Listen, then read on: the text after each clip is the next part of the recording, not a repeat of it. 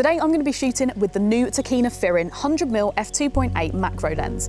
It's an FE mount, so that's a full frame Sony mount, so I've put it on a Sony a7 III and we're going to go take some shots.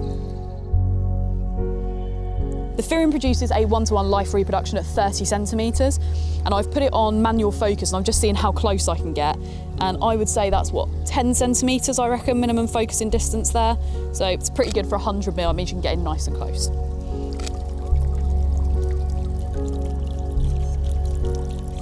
Admittedly, it's not the quietest autofocus, but it does work. That's what I care about.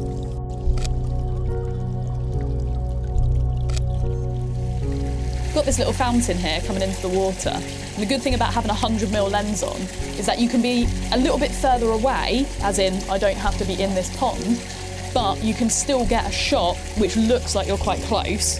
I mean, I've just explained focal length to you, but having the articulated screen as well helps with this, because obviously it just makes the viewer feel like they're a little bit more in the shot, whereas I don't have to get wet. The good thing about having a 100mm macro is it's pretty versatile. So even if you're mid-shooting some macro stuff, if you suddenly see a nice bird come and land near you, or you want to do some portraiture, it's perfect for that too. It's a really nice focal length to use. So I've just crouched down here and I'm just getting some pictures of these little flowers. Now obviously using a macro is so sensitive, so sometimes I just put it on drive, just like mid-level drive or something, just so you can just put it on continuous and you can just sort of rock forward gently, because you can't help moving. I mean, really you should be on a tripod if you're doing this sort of thing, but if you just move a little bit, it does negate that human movement. I'm just gonna go minimum focus distance on this.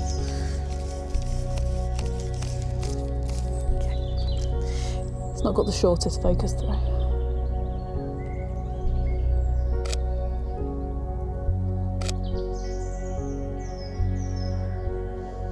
This is where it's nice to have something like a 100mm with a really shallow depth of field, because I can sort of focus towards my end of this path, throw the other end out, and it makes it look as deep as it does with my eyes, which is often quite hard to show off. Often you take a picture of a landscape and you can't see the depth that you do when you look at it with your eyes, so it's nice to be able to just throw that out a little bit, and the tree line helps with that too.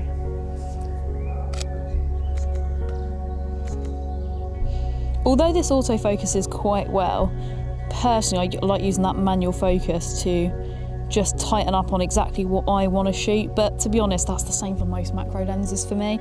The autofocus works perfectly well, it's just, you know, especially if you're shooting something like this where everything's so close together, you can't blame the camera or lens for picking the wrong point of focus for you. So, you know, sometimes you just want to get in there and manual focus it. So we've just come out the back of our house that we're staying in, and it's got this nice little meadow. So there's some sort of flies and things going onto the long grass here, and they're perfect because these long grass stalks stick up and you can absolutely completely throw out the background and get a nice picture of your subject. Although when the breeze is blowing, it does make it a moving target.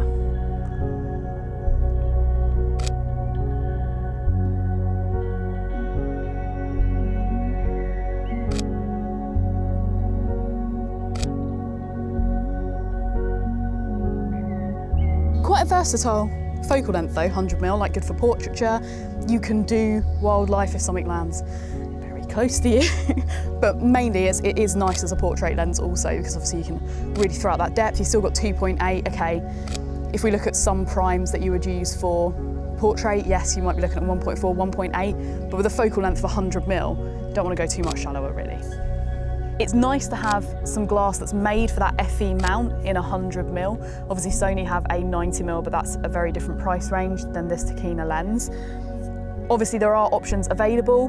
If you look at Canon or something like that, you can adapt them, but it is nice to not have that adaptation, because as fast as a Canon 100mm is, once you put an adapter on it, it loses that speed. So it's nice to have a lens that actually, if you take the lens hood off, it's not significantly huge, it balances quite nice with the camera, and that's important for macro, having that balance and being able to hold it just still.